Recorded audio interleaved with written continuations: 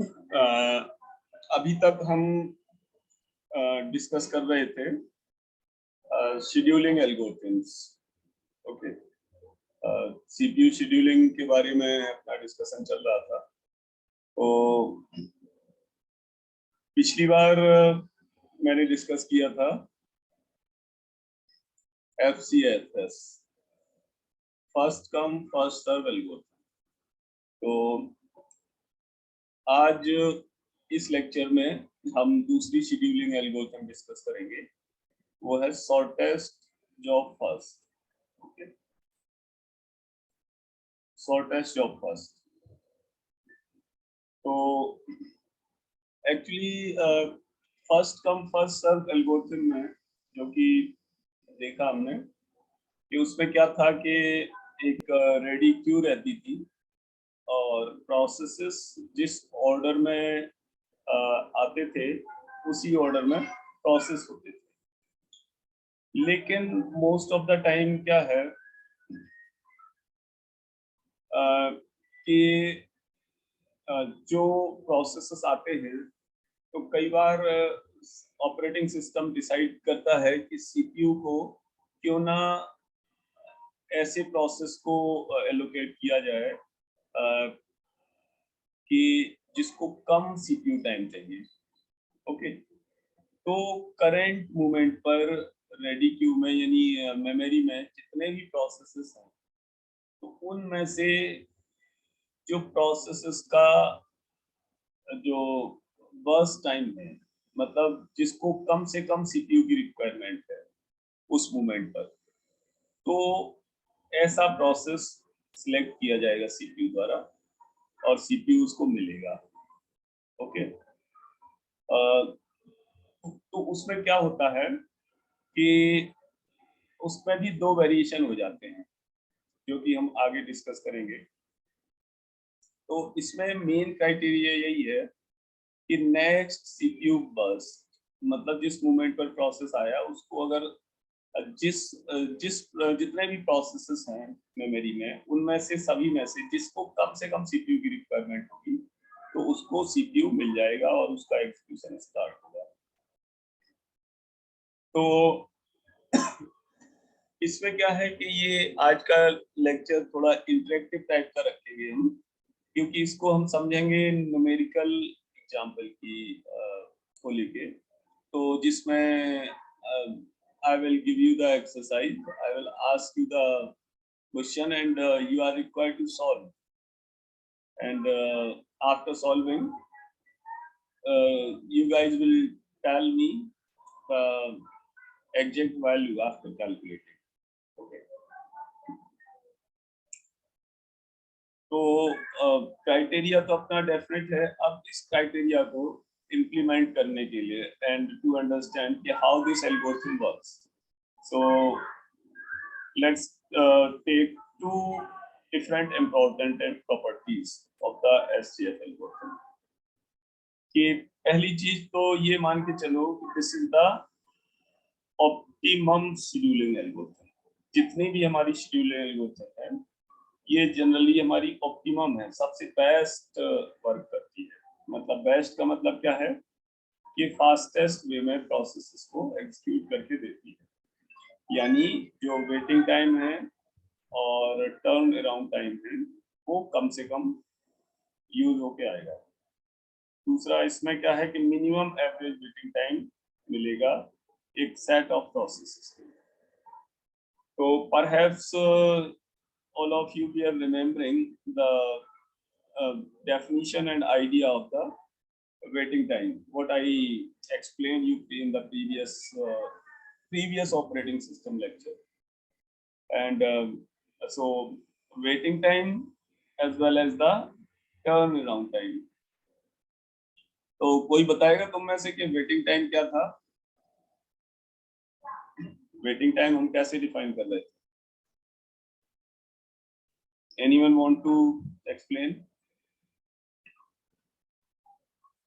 ये processes memory में आते हैं और कुछ देर के लिए उनको सीपीयू मिलता है, कुछ देर वो वेटिंग में रहते हैं जब उनको सीपीयू नहीं मिलता है। तो जितनी देर सीपीयू मिलेगा उनके प्रोसेसेस के आने से लेके, कोई प्रोसेस आया उसके आने से लेके उसके एग्जीक्यूशन तक जितनी देर वो उसको वेट करना पड़ेगा, चाहे तो वो अलग अलग बीच बीच में सीपीयू मिला फिर चला गया, तो उन सभी टाइम का जो समेशन है that will be the waiting time. And turn around time वो टाइम है कि जब प्रोसेस इसमें आया मेमोरी में, उसके मेमोरी में आने से लेके उसके एग्जीक्यूशन कंप्लीट होने तक का जो टाइम है that is the turn around time. Okay, तो अब इस चीज को ध्यान में रखते हुए इसके शॉर्टेस्ट ऑफ फर्स्ट एल्गोरिथम के दो वेरिएशंस हैं। पहला तो ये है कि या तो ये प्रीम्प्टिव होगा या फिर नॉन प्रीम्प्टिव होगा। तो प्रीम्प्टिव और नॉन प्रीम्प्टिव का क्राइटेरिया मैं पहले ही बता चुका हूँ कि प्रीम्प्टिव मींस कि अगर प्रोसेस एग्जीक्यूट हो रहा है और दूसरा प्रोसेस आया तो सीपीयू दूसरे प्रोसेस को स्विच कर सकता है, मतलब एक प्रोसेस से दूसरे प्रोसेस तक जा सकता है जबकि पहले प्रोसेस का एग्जीक्यूशन कंप्लीट ना हुआ हो। जबकि नॉन प्रीम्प्टिव केस में क्या है कि जिस प्रोसेस को एक बार सीपीयू मिल गया, जिस प्रोसेस को एक बार सीपीयू मिल गया तो उस प्रोसेस का एग्जीक्यूशन पूरा कंप्लीट होगा तभी सीपीयू दूसरे प्रोसेस को मिलेगा। नॉन प्रीम्प्टिव के केस में, प्रीम्प्टिव के केस में कि सीपीयू एक प्रोसेस को मिल गया और उस प्रोसेस का एग्जीक्यूशन भले ही कंप्लीट ना हुआ हो तब भी सीपीयू अगर दूसरा प्रोसेस आया मेमोरी में तो उसको स्विच कर सकता है।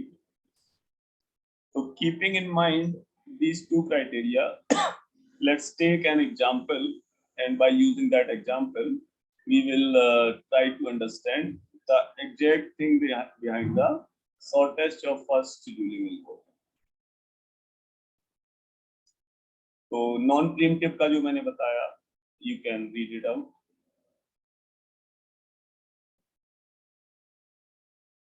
नॉन प्रीम्प्टिव में जब तक वो सीपीयू बर्स्ट जितनी रिक्वायरमेंट है प्रोसेस की उतना कंप्लीट नहीं कर लेगा तब तक ये दूसरे प्रोसेस पे नहीं जाएगा। सीपीयू बर्स्ट उस प्रोसेस की कंप्लीटली कंज्यूम करेगा। प्रीम्प्टिव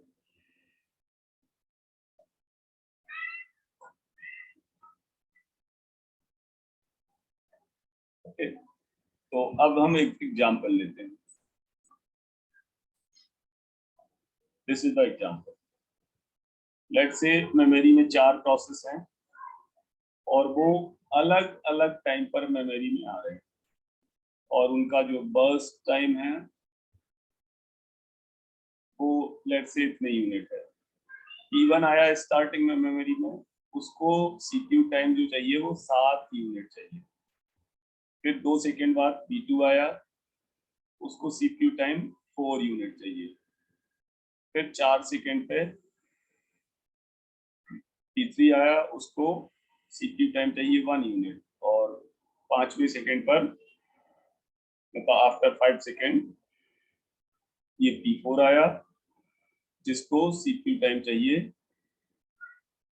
4 यूनिट। ठीक है, तो पहले हम लेते हैं non preemptive case. Non preemptive, non preemptive means के सीपीयू जिसको मिल जाएगा उसको रन करेगा पहले कंप्लीट। नॉन प्रीम्प्टिव केस में सीपीयू जिसको मिल जाएगा उसको कंप्लीट करेगा फिर दूसरे पे स्विच करेगा। तो इसका हम गैंट चार्ट बनाते हैं। तो अगर हम नॉन प्रीम्प्टिव का केस लेते हैं तो शॉर्टेस्ट टाइम फर्स्ट के हिसाब से, शॉर्टेस्ट जॉब फर्स्ट, शुरुआत में तो मेमोरी में P1 ही है और कोई दूसरा है नहीं प्रोसेस एट टाइम 0, तो भले ही P1 को 7 यूनिट चाहिए और बाकी को कम चाहिए, लेकिन ये प्रोसेस जो है सीपीयू P1 को ही मिलेगा। सीपीयू प्रोसेस P1 को ही मिलेगा क्योंकि 0 टाइम पर और कोई दूसरा प्रोसेस है ही नहीं। फिर 2 सेकंड बाद क्या होगा, 2 सेकंड बाद ये P2 देखेगा कि 2 सेकंड बाद P1 को कितना टाइम बचेगा, 5 यूनिट। तो 2 सेकंड बाद जब P2 आया, उस 2 सेकंड में P1 2 यूनिट प्रोसेस हो चुका है, उसको 5 यूनिट और चाहिए। लेकिन P2 जब 2 सेकंड पर आया तो इसको 4 यूनिट चाहिए। लेकिन नॉन प्रीम्प्टिव का केस है तो ये P2 पर स्विच नहीं करेगा CPU। अगर ये प्रीम्प्टिव का केस होता तो P2 पर स्विच कर जाता। तो इसका गैंट चार्ट इस तरह है, you can check it out. इस शुरुआत में स्टार्टिंग में क्या है, मेमोरी में केवल प्रोसेस P1 है, इसको 7 यूनिट चाहिए। ओके, तो अब नॉन प्रीम्प्टिव का केस अगर हम ले रहे हैं तो P1 को एक बार CPU मिल गया तो ये 7 सेकंड तक चलेगा P1। ओके, अब 7 सेकंड के बाद अगर हम मेमोरी में देखें तो हमारे पास 3 प्रोसेस है, P2, P3, P4। P1 complete finish हो गया, P2, P3, P4 है, उनका अराइवल टाइम ये है और उनको जो टाइम रिक्वायर्ड है वो 414 है। तो अब कोई बता सकता है कि P1 के बाद कौन सा प्रोसेस एग्जीक्यूट होगा?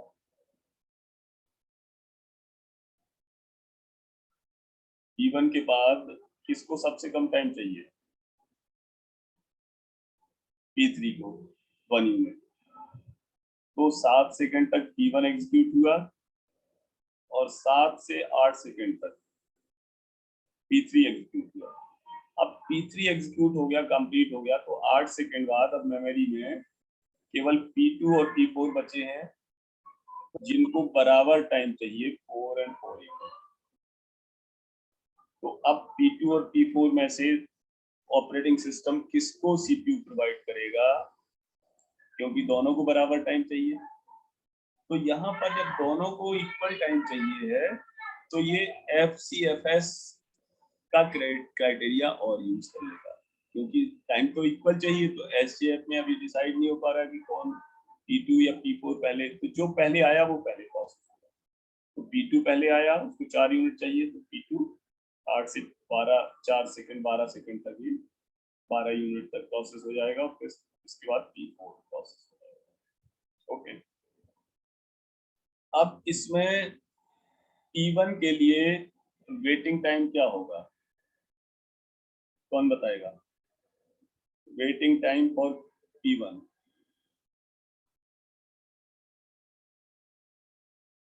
है कुछ? P1 के लिए वेटिंग टाइम कोई वेटिंग टाइम नहीं है, क्योंकि P1 जैसे ही आया मेमोरी में वैसे ही इसका एग्जीक्यूशन स्टार्ट हो गया। 0 सेकंड पर आया, 0 पर स्टार्ट हो गया, तो इसके लिए वेटिंग टाइम P1 के लिए 0 है। P2 के लिए वेटिंग टाइम क्या होगा? अगर तुम लोग आंसर देना चाहो दे सकते हो। P2 के लिए वेटिंग टाइम बताएगा कोई?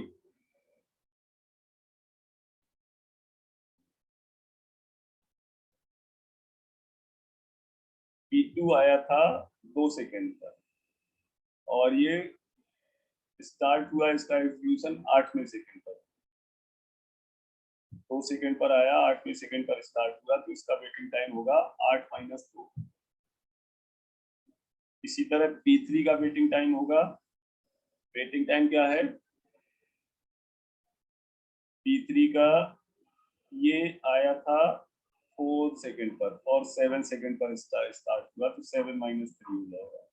इसी तरह P4 का जो वेटिंग टाइम होगा वो 5वें सेकंड पर आया था और 12वें सेकंड पर फिनिश हुआ, वो स्टार्ट हुआ, तो 12 - 5। इस तरह ये सभी का वेटिंग टाइम आएगा 0 + 8 - 2 ओके प्लस 7 - 4 ओके प्लस 12 - 5। तो ये जो वेटिंग टाइम है, अगर एवरेज निकालें हम तो टोटल वेटिंग टाइम में टोटल नंबर ऑफ प्रोसेस से डिवाइड कर दिया तो 4 यूनिट आते हैं नॉन प्रीम्प्टिव केस। अब वेटिंग टाइम के बाद इसका अगर हम टर्न अराउंड टाइम TAT निकालना, तो we can see TAT also. T1 के लिए टर्न अराउंड टाइम क्या होगा, यहां से देख सकते हैं। T1 के लिए टर्न अराउंड टाइम क्या होगा, कब फिनिश हुआ और कब आया, time of finish minus time of arrival, this is the TAT। तो T1 7 सेकंड पर फिनिश हुआ और आया 0 पर, ओके। तो इसका TAT हो गया 7 माइनस 0 मतलब 7 यूनिट। P2 का TAT फिनिश हुआ 12 पर और आया था 2 पर, तो P2 के लिए हो गया 12 माइनस 2।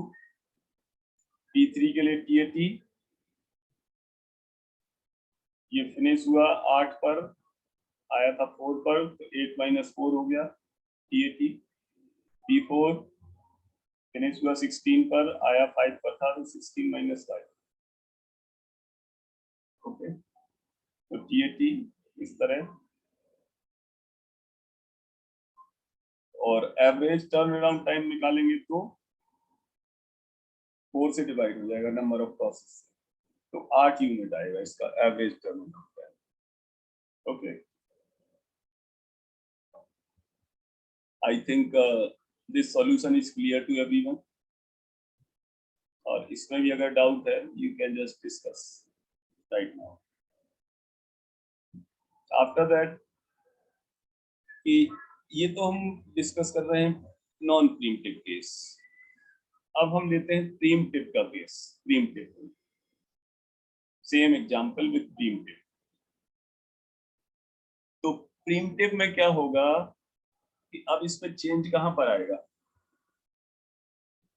कि नॉन प्रीम्प्टिव के केस में P1 0 टाइम पर आया था,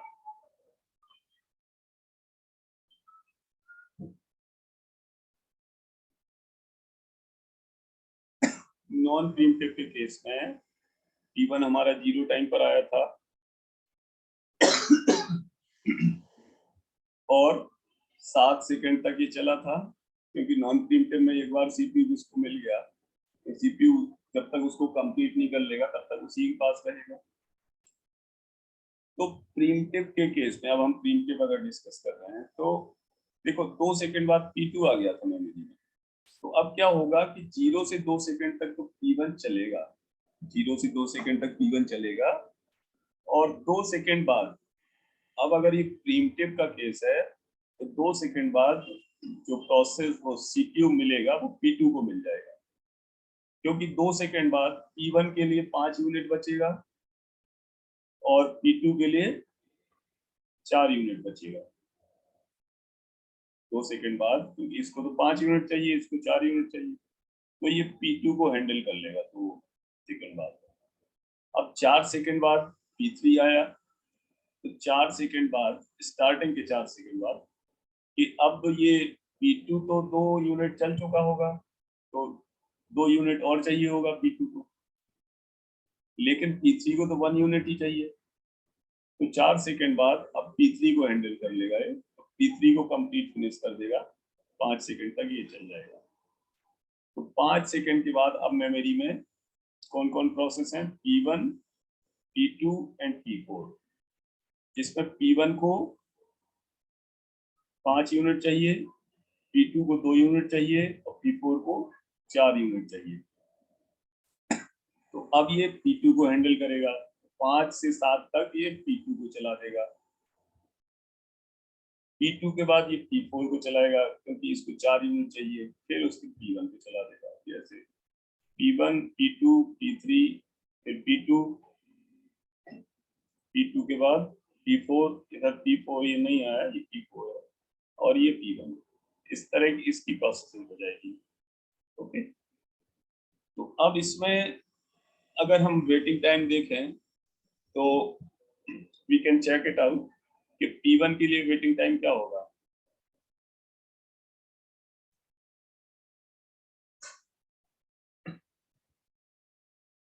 कोई बताएगा तुम में से कि सब स्वस्थ ये सुस्त बैठे हैं, लेजी।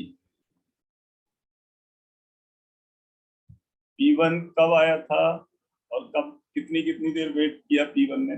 देखो यहाँ से देख सकते हो P1 के लिए वेटिंग टाइम कि P1 ने 0 से 2 सेकंड चला, फिर 2 से और ये 11 सेकंड तक, मतलब 9 सेकंड के लिए P1 वेट करता रहा, 9 सेकंड। तो P1 के लिए वेट टाइम 9 सेकंड। फिर P2 के लिए देखो, ये 2 सेकंड पर आया था और 2 सेकंड पर ये स्टार्ट हो गया था, तो यहाँ तक तो कोई नहीं वेट करना पड़ा। फिर 1 सेकंड ये वेट करना पड़ा P2 के लिए। तो 1 सेकंड ये है P2 के लिए वेटिंग टाइम, और यहाँ पर P2 हमारा फिनिश हो गया था ये 5 से 7। तो इसके लिए 1 सेकंड है P2 के लिए वेटिंग टाइम। फिर P3 के लिए देखें तो P3 के लिए कोई नहीं है। P3 जैसे ही आया था 4 सेकंड में, वैसे ही स्टार्ट हो गया था। और P4 के लिए वेटिंग टाइम देखें तो ये P4 यहाँ स्टार्ट होगा, तो ये 5 सेकंड पर आया था, इसको 7 सेकंड तक वेट करना पड़ा था। तो ये P4 के लिए वेटिंग टाइम 2 यूनिट। तो P1 के लिए वेटिंग टाइम है 2 से 11 9, ठीक है, 11 माइनस 2। और P2 के लिए है ये P2 जो आया था 2 सेकंड पर, P2 2 सेकंड पर आया था, और ये इसको वेट करना पड़ा P2 को यहाँ पर। यहाँ तो कोई वेट करना नहीं पड़ा, तो P2 को वेट करना पड़ा ये 4 से 5, ठीक है। तो 1 यूनिट आएगा इसके लिए वेटिंग टाइम, 5 माइनस 4, ठीक है। P2 के लिए 5 माइनस 4, ठीक है, उसमें भी तो है हमारा P2 के लिए। और P3 के लिए तो हमारा 0 है, P3 4 सेकंड पर आया था, देखो, और उसी पर स्टार्ट हो गया। और P4 क्या है कि P4 यहाँ पर है, ये 7 सेकंड पर स्टार्ट, 7 सेकंड, ये 2 पर 4 पर आया था ना, तो नहीं 5 कब आया था P4? 5 सेकंड पर आया, तो 5 सेकंड पर आया था P4 और 7 सेकंड पर स्टार्ट हुआ, तो 7 माइनस 5 2 यूनिट। तो इस तरह ये वेटिंग टाइम आया इसका 12, और average waiting time 4 number of process से डिवाइड कर दिया। ओके, तो इस तरह ये हमारा एवरेज वेटिंग टाइम निकल आया प्रीएम्प्टिव के केस।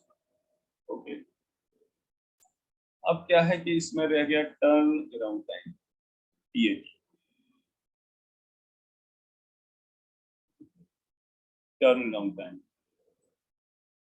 तो टर्न अराउंड टाइम की बात अगर हम करेंगे तो इसमें देखो क्या है कि P1 देखो 0 सेकंड पर आया था और फिनिश कब हुआ? 16 सेकंड पर। तो P1 के लिए टर्न अराउंड टाइम हो गया 16 माइनस 0 मतलब 16 सेकंड। फिर P2 के लिए टर्न अराउंड टाइम, P2 कब फिनिश हुआ? 7 सेकंड पर, और आया कब था? 2 सेकंड पर। तो 7 माइनस 2 5 यूनिट, इसके लिए 16, इसके लिए 5, ठीक है।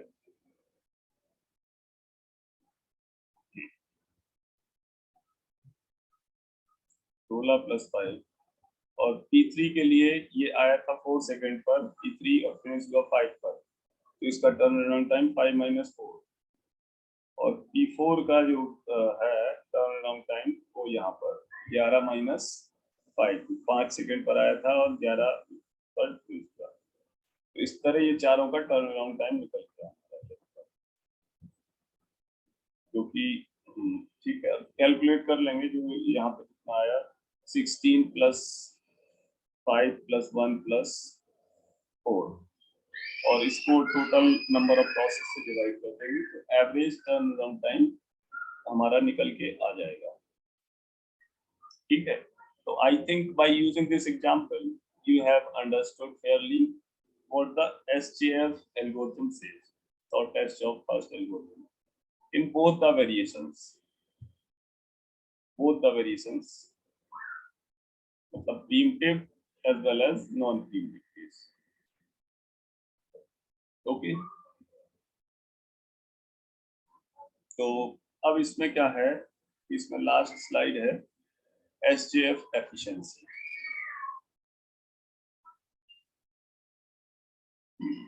अब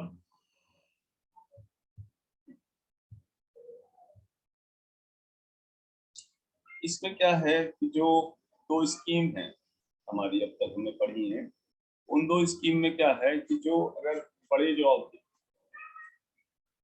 का मतलब कि अगर SJF की हम बात कर रहे हैं तो जिनको CPU टाइम ज्यादा चाहिए है वो तो वेट ही करते रहेंगे। अगर छोटी छोटी जॉब कंटिन्यूस आती रहेंगे तो बड़े जॉब को लगातार, बड़े प्रोग्राम लगातार वेट करते रहेंगे कि उनको CPU मिले। लेकिन अगर प्रोग्राम्स का या जॉब्स का या टास्क का डिस्ट्रीब्यूशन हमारा रैंडम है, तो रैंडम के केस में हम ये देख सकते हैं कि जो एवरेज वेटिंग टाइम है, रैंडम इन द सेंस के प्रोसेसेस आ रहे हैं लगातार फिनिश हो रहे हैं, फिर आ रहे हैं, फिनिश हो रहे हैं, तो उसमें क्या है कि रैंडम इन द सेंस कि मतलब प्रोसेस फिनिश हो रहे हैं, तो स्टार्टिंग में बीच में हो सकता है किसी प्रोग्राम के लिए कम CPU टाइम चाहिए, लेकिन कुछ टाइम बाद जब वो फिनिश हो जाएगा तो दूसरे प्रोसेस को CPU मिलेगा। और ये भी हो सकता है कि उस मोमेंट पर अगर कोई और प्रोसेस ना हो तो CPU बड़े जॉब को ही हैंडल करेगा। ठीक है, तो एवरेज वेटिंग टाइम जो है किसी भी जॉब का वो SJF एल्गोरिथम में हमारा कम होता है, मतलब ये ऑप्टिमम एल्गोरिथम है जैसे डिस्कस किया। ठीक है, तो by using this we have completed the discussion for SJF algorithm. अब जो नेक्स्ट एल्गोरिथम होगी हमारी नेक्स्ट लेक्चर में, that will be the priority based as well as the round robin algorithm। ठीक है, तो शेड्यूलिंग एल्गोरिथम में हम पहले राउंड रॉबिन एल्गोरिथम डिस्कस करेंगे, फिर हमारी प्रायोरिटी एल्गोरिथम डिस्कस करेंगे। ठीक है, तो आई थिंक ये लेक्चर हमारा फिनिश हो गया, और अगर कोई क्वेरी हो, कुछ पूछना हो, यू कैन सिंपली आस्क, और अगर नहीं पूछना हो तो मैं इसको क्लोज कर रहा हूँ। ठीक है, आइडिया क्लियर हो गया होगा।